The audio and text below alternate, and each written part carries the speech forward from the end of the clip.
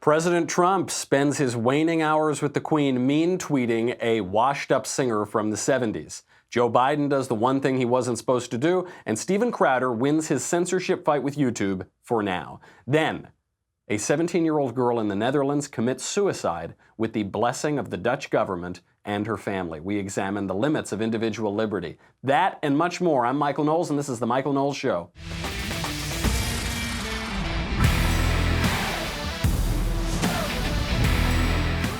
This suicide story, this question of euthanasia, where the limits of individual liberty are and where the government should step in, where family should step in, what life means in society. This is the biggest story of the day, but it's certainly not the most enjoyable story. So we will begin with maybe my favorite tweet the president has ever sent, definitely in the top 5. We'll get to that in a second, but first, Ring's mission is to make neighborhoods safer. And you already know about Ring because I've told you about their smart video doorbells and cameras for a very long time now. And those cameras and doorbells protect millions of people everywhere. They protect me. Ring helps you to stay connected to your home anywhere in the world. It is like living in the future. It's like living in the Jetsons. If there's a package delivery at your door, you can see, hear, and speak to the person who's coming. If it's someone who's not as nice as a delivery man, if it's some random weirdo trying to break into your house, you can do that too. Whether you're in your home, whether you're at the office, whether you're on a beach. That's thanks to the HD video and two-way audio features on Ring devices. We at the Daily Wire love Ring. We are all huge fans of it. And our senior producer, Jay Hay, had this bizarre experience a while ago where these drug-addled weirdos show up to his house at 3 in the morning. Luckily, I haven't had to deal with that yet. And he was lying in bed. He opens it up, and there are these guys casing the joint trying to see if they can bust into his home and, I don't know, steal something, do whatever they're going to do. He speaks to them. They were shocked. They clearly are not up on the latest technology, and then they ran away. Let Ring protect your home, too. As a listener, you have a special offer on a Ring starter kit available right now. With a video doorbell and motion-activated floodlight camera, the starter kit has everything you need to start building a ring of security around your home. It's an unbelievable value. You will feel way safer, and most importantly, you'll feel really, really cool because it's like you're living in the future. Just go to ring.com/Knowles, Knowles, ring.com/Knowles. This tweet that came out yesterday. Donald Trump is in the United Kingdom. It is 1:30 in the morning. He's on this royal visit. He's with the Queen. And he sent out one of these tweets that makes his entire presidency worth it, completely worth it. It's been a good presidency. You know, I mean, there have been great victories, some of the judges, some of the legislation. But every so often, President Trump loses me on some aspect of policy. You know, when he talks about how we need way, way more immigration, we need to increase legal immigration. You think, well, most of the country actually opposes that. Or when the wall doesn't get built as it's supposed to get built. Or when they focus on some crime bill like they did in December to try to empty out all the prisons. There's sometimes, I'm saying, as much as I enjoy this administration, sometimes he loses me on policy. And then I read tweets like this, and I am basically ready to dissolve the Congress, amend the Constitution, and make him president for life. If we can get this kind of high-quality content into the foreseeable future, he needs to remain president forever. This is what he tweets while he's hanging out with the Queen, 1:30 in the United Kingdom. Quote, "Washed-up psycho Bette Midler was forced to apologize for a statement she attributed to me that turned out to be totally fabricated by her in order to make your great president," that's in quotes for some reason, "look really bad. She got caught just like the fake news media gets caught. A sick scammer." So from now on, I'm only calling my opponents washed-up psychos. What a great line. This is why we are here. Are we not entertained? Is this not why we have come? What happened here? Bette Midler, who many people might not even know who she is anymore. She was a very famous singer in the 70s and 80s. And she actually is pretty washed up at this point, to give Trump credit. She has been ranting about the president for years now. I mean, well before he ever ran for office.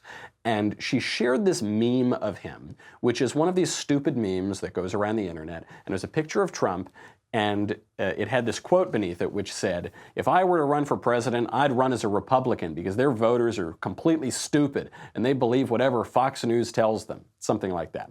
This is ironic, of course, because Bette Midler is sharing a meme that is not true because she believes whatever fake left-wing websites tell her. So she's actually kind of embodying the criticism she's lobbying at Republicans here. So she tweets this out, and Donald Trump just eviscerates her. He clearly had too much propriety while he was in the UK. He was wearing that silly white tie and tails, and he'd been, keeping his manners up very nicely with the Queen. So he just needed some of those good New Yorker mean tweets at night. And he tweets this out, and she loses it. She then responds and says, quote, "He actually looks better here. Maybe someone in his camp can gently give him a shiv. I mean a shove." It's a picture of Trump. She's saying someone should give him a shiv, like something to stab him with. Oh, I mean a shove. So what's funny about this little interaction, you're talking about 3 tweets, right? She sends out her fake meme, then he calls her a washed-up psycho, and then she says that someone should stab him. And it proves again that Donald Trump is the king of branding people, because she is behaving like a psycho. She is washed up in the sense that she's just not as popular as she was many decades ago, and she's behaving like a psycho. She sends out a fake tweet, he makes fun of her, she says that we need to murder the president. Either he's got a real keen insight into who people are, or he's just got this magical power where he forces people to behave in the way that he wants them to behave. The big political takeaway from all of this, though, does not have to do with Bette Midler or 1970s Broadway stars or any of that. What it has to do with is eternally true political advice. The best defense is a good offense. These days, we're seeing a lot of candidates who are getting this backwards. They think we're going to play it safe. Just don't rock the boat too much. This is kind of the idea of the Mitt Romney 2012 presidential campaign. As he said, we're not going to go on offense ever. We're just going to play it really safe. The economy under Obama is so bad, and we're going to win the presidency by default. And what happened? He lost. It's what happens. The John McCain 2008 campaign, he suspended his campaign. He wanted to seem like the really nice, peaceable elder statesman, so he actually, during the financial crisis, stopped campaigning. He stopped going on the offensive. Obama went on the offensive the whole time. Obama won the election. President Trump understands this. He understands that you always have to be on the attack. When political campaigns try to hold back, when they try to be circumspect, when they try to be too clever by half, they lose. And when you are attacking all the time, you win. You tend to win. Some conservatives say that this sort of behavior is unpresidential, calling 1970s singers washed-up psychos. It's unpresidential. I get why people think that. I get why people have that reaction, but it just isn't true. It is not borne out in history. John Adams, back in the good old civilized old-timey days in the 19th century, John Adams referred to Alexander Hamilton, a member of his own political party, a fellow Federalist. He referred to him as the bastard brat of a Scotch peddler for whom there were not enough whores in Philadelphia to contain his secretions. That's way worse than anything Trump just said about Bette Midler. That is way more disgusting and mean and crass and cruel. And that was said by a founding father of our country about another founding father of our country. John Quincy Adams, John Adams' son and another president, said of Thomas Jefferson, another president, founding father, author of the Declaration, quote, that Jefferson was a slur upon the moral government of the world. Also worse than calling someone a washed-up psycho.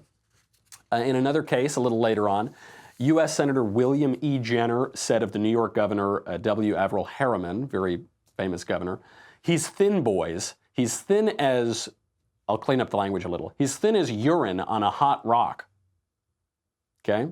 Harry Truman, former president, said of Richard Nixon, future president, he's a no-good lying bastard. Secretary of State Dean Acheson on future President Lyndon Baines Johnson, he's a real centaur, part man, part horse's ass. Andrew Jackson, another very famous president, he's the man on the $20 bill, he said, quote, I have only 2 regrets. I didn't shoot Henry Clay, and I didn't hang John C. Calhoun. By the way, John C. Calhoun was his own vice president. That's pretty bad. That's not only worse than what Donald Trump said about Bette Midler, that's worse than what Bette Midler said about Donald Trump, which is that she wanted someone to shiv him. He's saying he wanted to shoot Henry Clay and hang John C. Calhoun. President Trump is rhetorically relatively tame compared to these two guys. What does it tell us? It tells us you don't win elections by being timid. You don't win elections by being a really nice guy. You don't win elections by holding back and being strategic and playing it safe. It doesn't happen. And this is what Joe Biden is hoping to do. Joe Biden, unsurprisingly, has learned every wrong lesson of history. Not the brightest bulb in the shed, well-known plagiarist. He's lied about his academic transcripts, graduated toward the bottom of his law school class. Joe Biden thinks that he's going to become president by hiding. So then he'll become president by default. He'll get the nomination by default, and then he's basically trying to do the Mitt Romney strategy. What did he do? He didn't show up to campaign events on Memorial Day. Memorial Day is a major campaign event, or campaign events all over the country. He didn't show up to the California Democrat Convention. 14 other Democrat candidates spoke at that convention. A 15th candidate showed up, though she didn't get a speaking spot.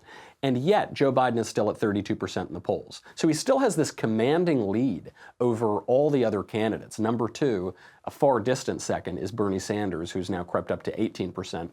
Everyone else is down there at 7%, 5%, 3%. Okay, so this is good news for Biden.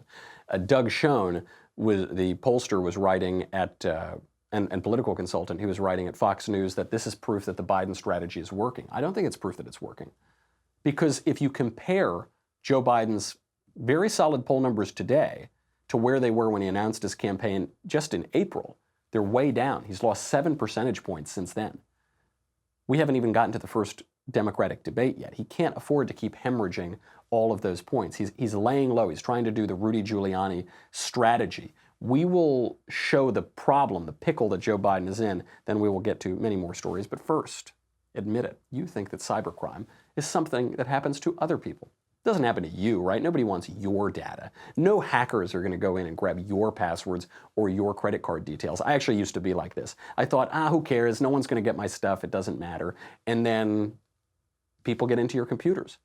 Especially when you're on public Wi-Fi, people can get into your computer so easily. Stealing data from unsuspecting people on public Wi-Fi is one of the simplest and cheapest ways for hackers to make money. When you leave your internet connection unencrypted, you may as well write your passwords and your credit card numbers on a gigantic billboard for the rest of the world to see. So that's why I took action. That's why you should take action too. To protect yourself from cyber criminals, I use ExpressVPN.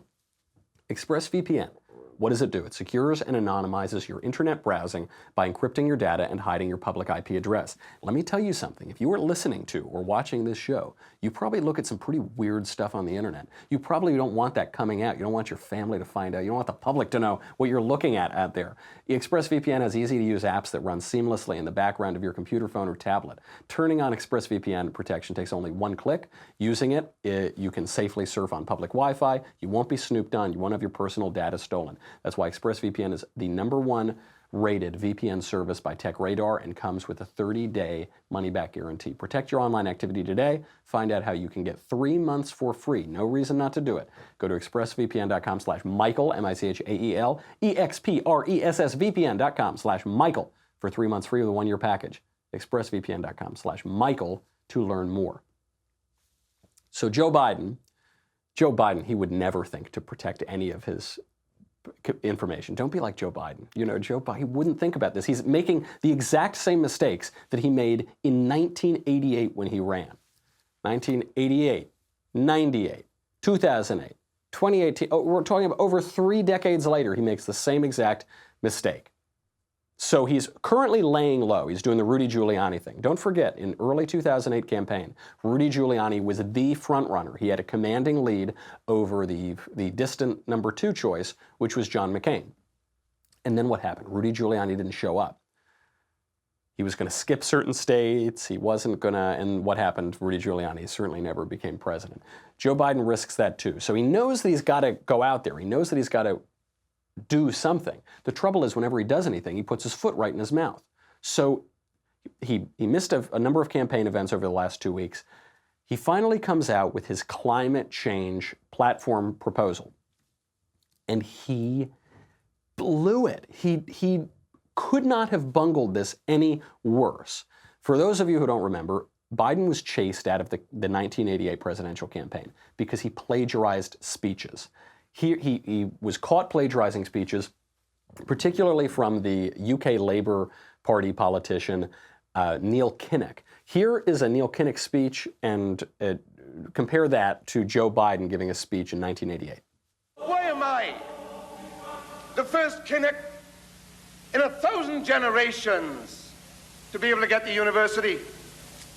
Why is Glenys the first woman in her family in 1,000 generations to be able to get to university? Was it because all our predecessors were thick? Did they lack talent?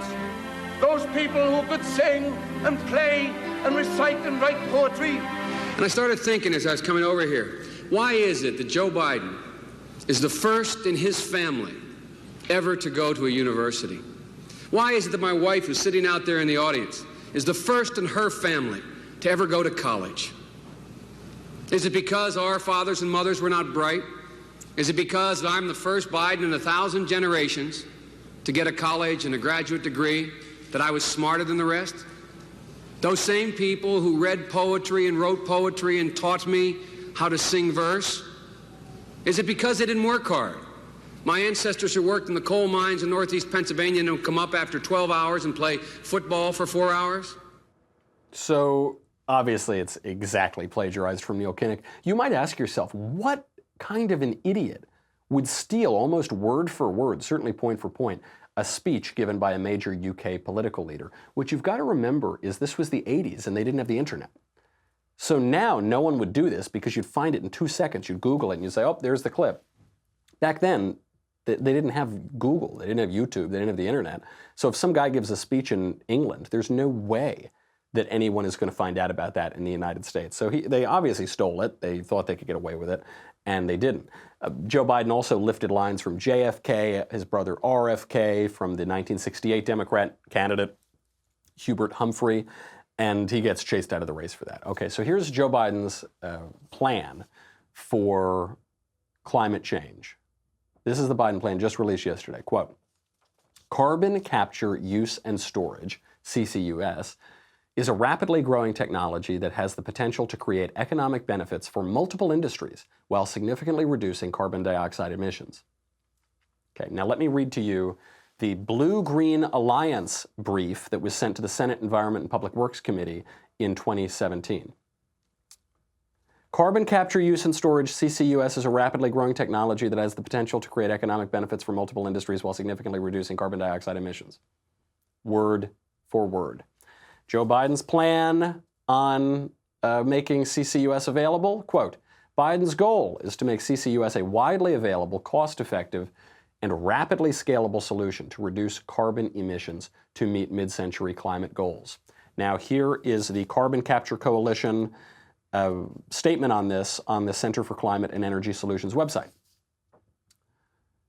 Its goal is to make CCUS a widely available, cost-effective, and rapidly scalable solution to reduce carbon emissions to meet mid-century climate goals. Word for word. They just take out the word Biden's and substitute its.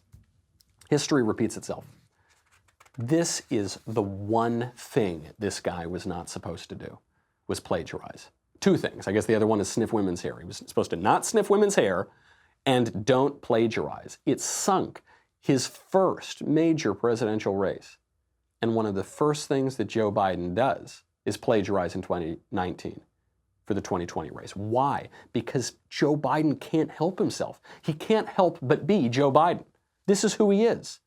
He's a plagiarizing doofus who hasn't accomplished anything in his political career. The closest thing he has to an accomplishment, actually is a sort of legitimate accomplishment, is this 1994 crime bill. It was a very tough crime bill that I think there's good evidence did actually reduce crime in the country. And he actually can't run on that because now the Democrat Party hates law enforcement. They want to abolish lots of law enforcement. So he can't even run on that.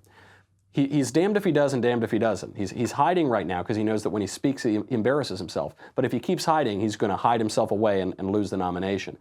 Whoever dug this up, whoever went to the Google machine and figured out that he had plagiarized this environmental thing is brilliant. This was a terrific hit. I know it doesn't seem like much that he copied and pasted from some climate website.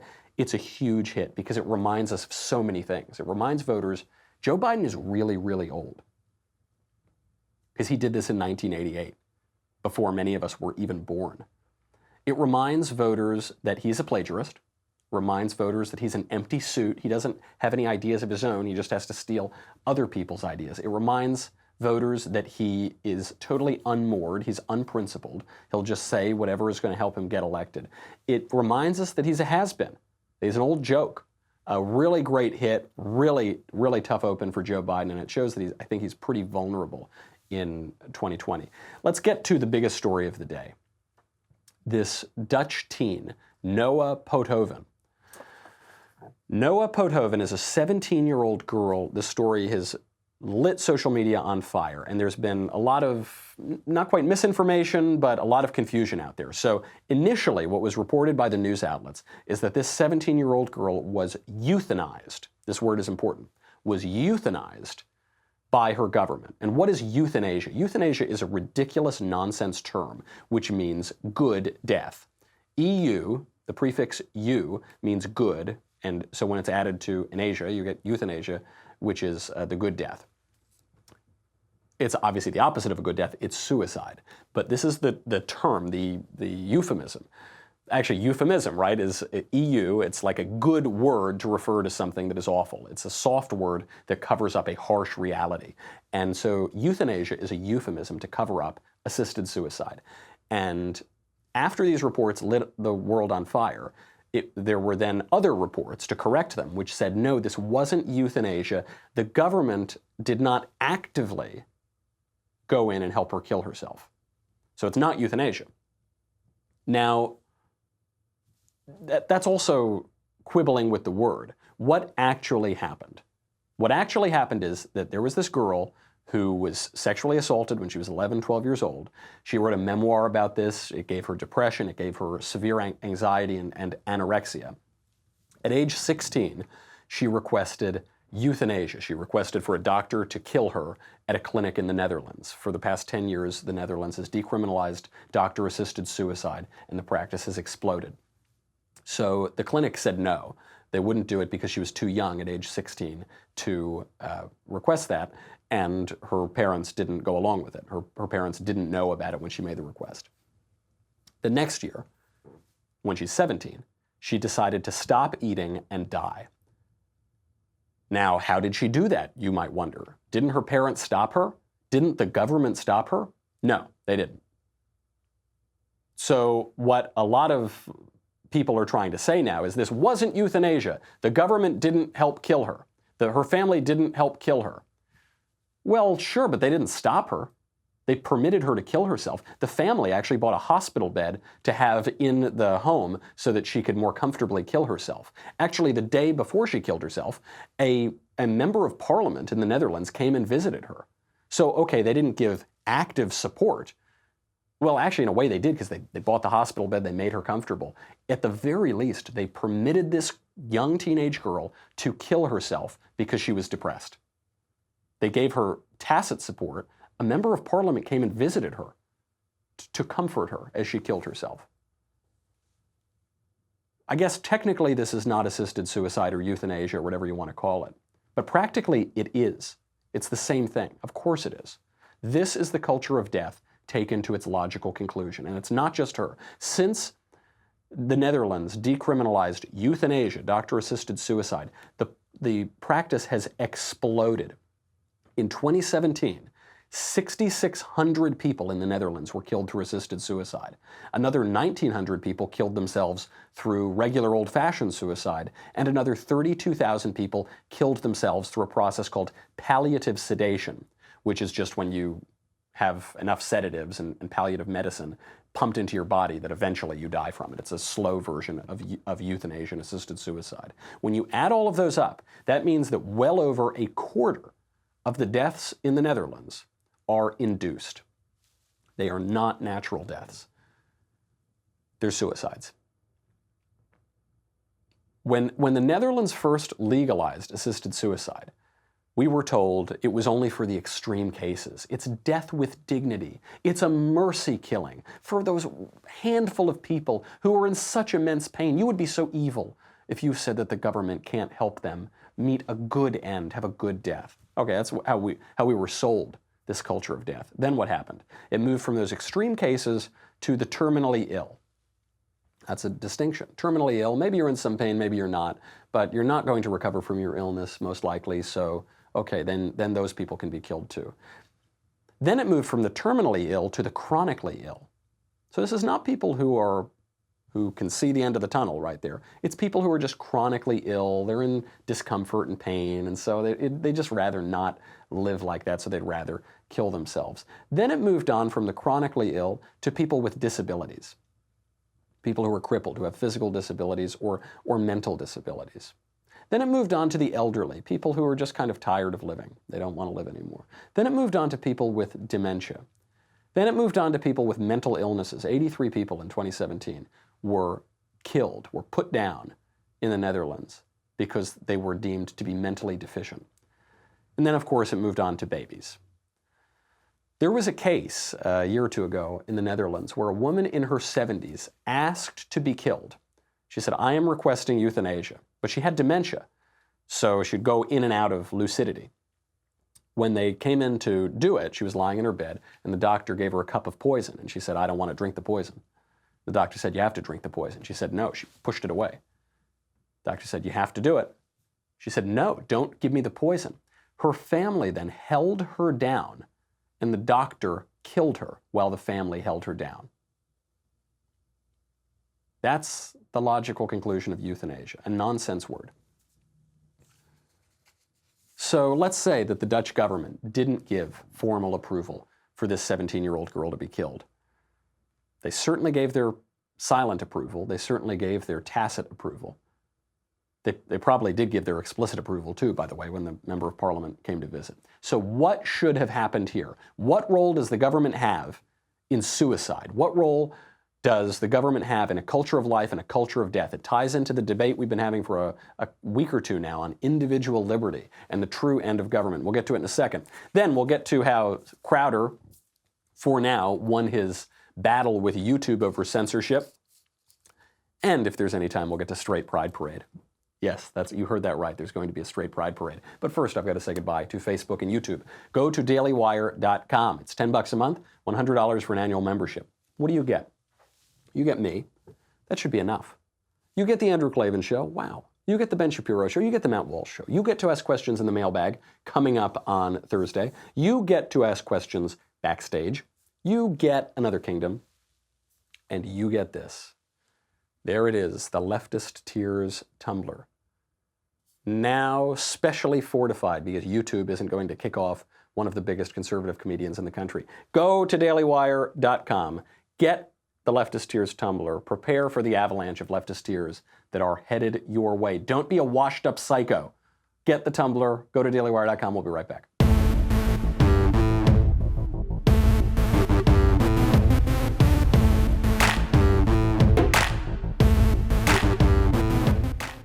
So when the girl's 16, the clinic won't kill her. But she says she wants to die and she's going to stop eating. What should the parents have done? What should the government have done? The parents should have force-fed her. What if the parents didn't want to force-feed her? Obviously they didn't. They were going to let her kill herself. They got her a hospital bed and made her comfortable in the apartment or in the house. What should the government have done? The government should have force-fed her. The government should have gone in and force-fed this suicidal, depressed, mentally ill girl. It takes us back to the title of the show. This is a washed-up psycho culture that would allow a depressed 17-year-old girl to kill herself. Obviously, this girl experienced trauma. She was sexually assaulted when she was 12 years old. Awful, really terrible. That does not justify killing yourself when you're a teenager. And by the way, teenagers who have faced all sorts of traumas and sufferings, everything from experiencing physical assault, sexual assault, death of a loved one, abuse, all the way to just being a teenager, all teenagers go through some mental anguish. That's the definition of being a teenager. That does not justify killing yourself. Suicide, as they say, is a permanent solution to a temporary problem. It is not acceptable to kill yourself in any circumstance. That's the bottom line.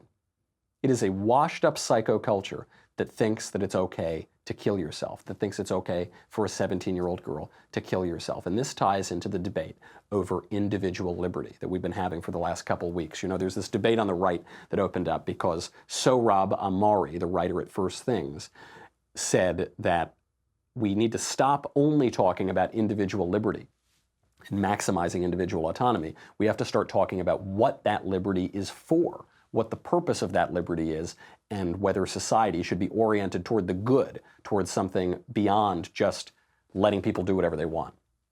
And on the other side of that, you have the forces of liberalism, classical liberalism, modern liberalism, whatever, which say that liberty, however you define it, is the maximum number one chief goal of society and government, if not the only purpose of government.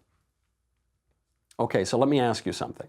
If you believe that, if you think that individual liberty, that is it, that's the be-all and end-all of government, then why is this wrong? If individual liberty is the be-all and end-all of government, the beginning and the end, why is it wrong that the government allowed this 17-year-old girl to kill herself? Is it wrong? I don't know. I asked this question on Twitter, and some libertarians like Nick Gillespie over at Reason.com, he sort of rejected my premise. He didn't quite answer the question, but he seemed to say, no, it's not really, it's wrong. Maybe it's wrong that she did it, but it's not wrong for the government to allow her to do it. Now, maybe you would say, okay, it's wrong because she's 17. And when you're 17, you can't make any decisions and you shouldn't have individual liberty. But when you're 18, for some reason, then you get to have individual liberty. Then you get to make your own decisions. Then it's totally different. When you're 17 years old and 11 months and 10 days, then you should not be able to make your own decisions about ending your life. But 20 days later, you should be able to make your own decisions about ending your life. Okay, I don't think that makes a whole lot of sense, but let's say we accept that. You take her being a minor out of this. Let's say the girl was 18 and she was depressed and she suffered a trauma and she wants to kill herself. Why is it wrong that the government basically encouraged her to do it? Came over, visited her, said, yeah, it's okay. Why is it wrong? Why is it wrong to allow elderly people to kill themselves? You've got some old person, senior citizen, maybe doesn't have a lot of family left, doesn't talk to a lot of people, gets depressed, feels a little lonely, or maybe does have family left and this elderly person feels that he's a burden on his family, he's wasting all of their money and inheritance on medical care, and he's just going to kill himself. It'll be better off for everybody. And he's decided he's going to do it. He's come to this decision on his own. He's not mentally ill. That's his decision. Should the government let that man do it? Is there something wrong about that? Maybe is it possible that the government shouldn't let that man do it? If the government should come in and say, no, you shouldn't kill yourself, why? Why is it wrong? Why should we restrict his individual liberty? When that elderly woman asked to be killed, the one who had dementia, she asked to be killed, then they tried to kill her and she said no. Which is her choice? Which is the liberty? The time she said she wants to be killed or the time she said, please don't kill me, please don't make me drink the poison? Which is it? When was she exercising her maximum individual liberty? Does it even matter? If all that matters is individual liberty, why is suicide wrong? So some of my libertarian friends I've been talking about this with over the last few days, they say that suicide should not be illegal. Does anybody really believe that, though? I've heard many of my libertarian friends say this. Yeah, suicide is wrong, but it shouldn't be illegal. The government should just stay out of it. If some guy wants to kill himself, let him kill himself. No business of mine. It's easy to say that, but do you really believe it? Let's say that there's a cop. Cop is doing his nightly shift, and he drives up to a bridge, and he sees a suicidal man, a suicidal 18-year-old girl, standing on that bridge about to kill herself. Does anybody really believe that the cop should not intervene? Because if suicide is illegal, as it is in much of the United States and in the civilized world, what the cop would do is say, don't jump, and he would do everything he could to come and grab her and pull her back from the edge. And then what he would do is get her the help that she needs, get her into a mental institution, get her into psychiatric counseling. It's not like we're going to throw people in jail because they're attempting suicide. But when there is a law against suicide, it allows the government to intervene. So that's what would happen if there's a law against suicide. If there's no law against suicide, if it's perfectly fine to kill yourself, then when that cop pulls up on his nightly shift and sees the 18-year-old girl at the top of the bridge, he can't say, "Don't kill yourself." How dare he? He's infringing on her individual liberty. There's no law against it. How dare the government presume to come in and tell that 18-year-old girl what she's going to do with her body, her choice? In that case, it would be profoundly wrong of the cop to try to stop her. He should, if anything, he should applaud her decision. Oh, how wonderful, 18-year-old girl, that you are exercising your liberty to kill yourself. He's the government. He's the face of the government. Nobody really believes that. Nobody. We all know on some basic level that suicide is profoundly wrong, and that if the government showed up, if the face of the government, some cop showed up and some young girl was going to kill herself, he should do everything he could do to stop her. This is not to say that individual liberty is a bad thing. Individual liberty is a great thing. Individual liberty is perhaps the most important instrument that we have in society. Under normal operating conditions, it is terrific. But that's not the be-all and end-all of government. We must also be able to say that certain things are simply wrong, intrinsically evil, contrary to civilization, contrary to society, contrary to law, contrary to liberty itself. Even if you just look at the argument from natural rights, we have a right to life, liberty, and the pursuit of happiness. You can't pursue happiness without liberty, and you can't have any liberty without life. Because if you take away life, you take away liberty and the pursuit of happiness. Suicide is wrong. This is not a complicated discussion. It reminds me, the left always does this. They try to complicate simple moral statements. They really try to make that. So, for instance, they'll say, well, the suicide debate, assisted suicide, it's really complicated. Some people are suffering. Right, everybody suffers. That's not a justification for killing yourself. Statistically, 100% of human beings who have ever lived have suffered. Well, but it's complicated. No, it's not. Suicide is wrong. Illegal immigration, it's so complicated. No, it's not. Illegal immigration is illegal. Illegal is right there in the word. It's not complicated. It's actually the simplest issue that there is. Don't do it and stop it from happening. Same thing with suicide. It is simply wrong. A healthy and vibrant culture knows that suicide is wrong. A washed-up psychoculture can't explain why suicide is wrong and why that despicable member of parliament who visited that suicidal girl just before she died, he should have stopped her, he should have grabbed her, he should have dragged her to a psychiatric clinic and gotten her the help that she needed. That would be a healthy culture. Speaking of washed-up psychos, though, that Vox.com journalist, Carlos Maza, lost his fight, for now, for YouTube to censor Steven Crowder. You know the guy.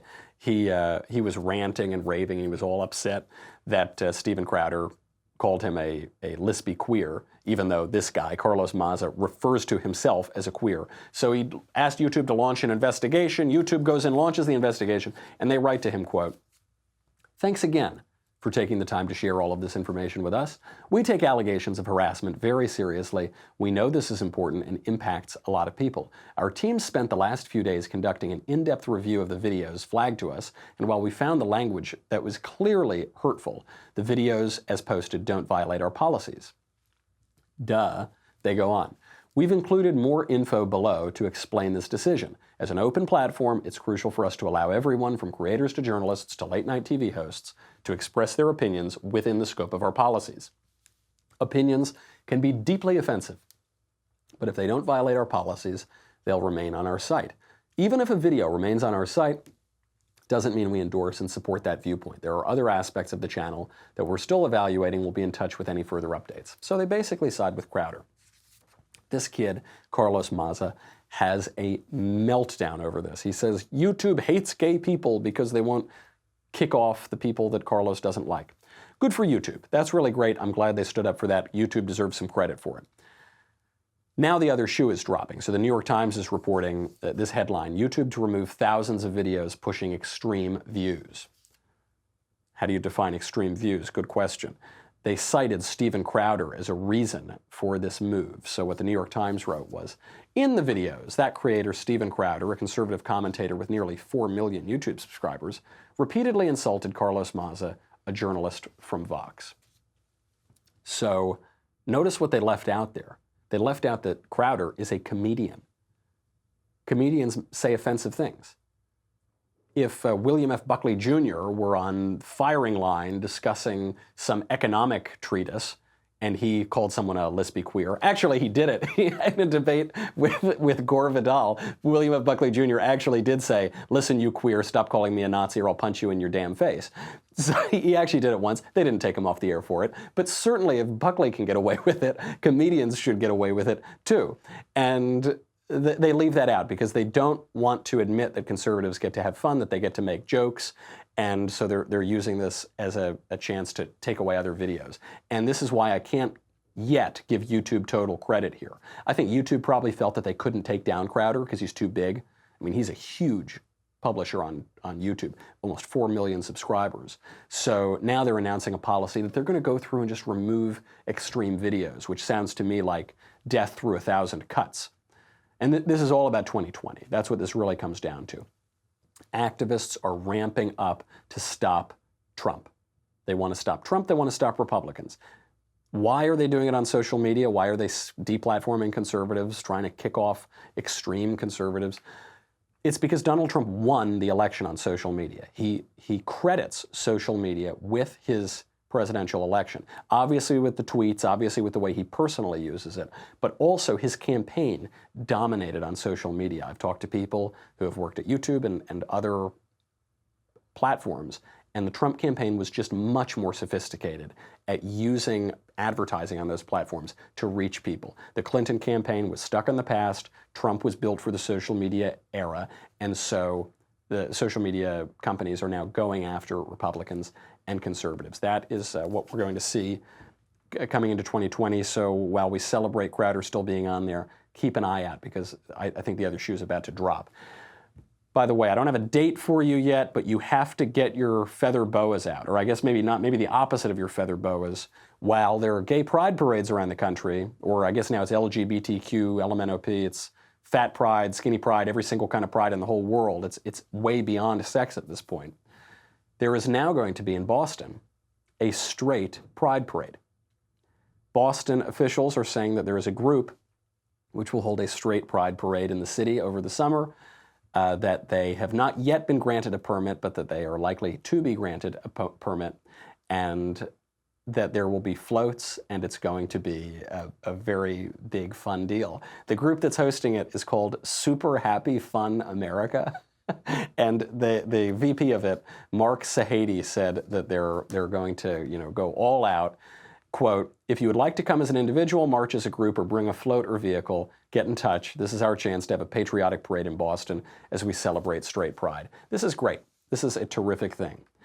It's not great if it were actually a straight pride parade, but that's not what it is. You can see in the comment there, it says, we're going to have a patriotic parade by celebrating straight pride. It's a troll is what it is. It's conservatives using comedy to expose the absurdity of the left.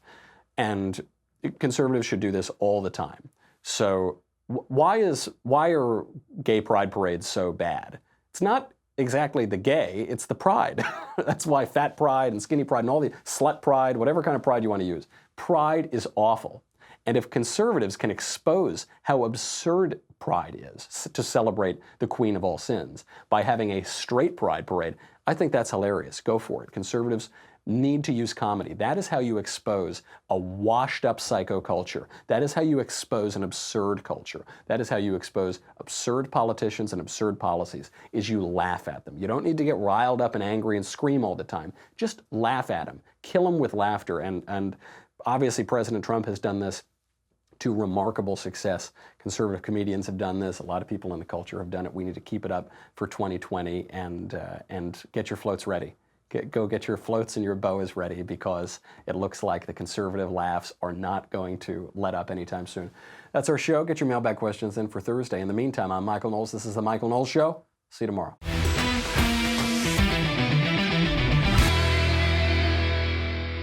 The Michael Knowles Show is produced by Rebecca Dobkowitz and directed by Mike Joyner. Executive producer, Jeremy Boring. Senior producer, Jonathan Hay. Our supervising producer is Mathis Glover, and our technical producer is Austin Stevens. Edited by Danny D'Amico. Audio is mixed by Dylan Case. Hair and makeup is by Jesua Olvera. And our production assistant is Nick Sheehan. The Michael Knowles Show is a Daily Wire production. Copyright Daily Wire 2019.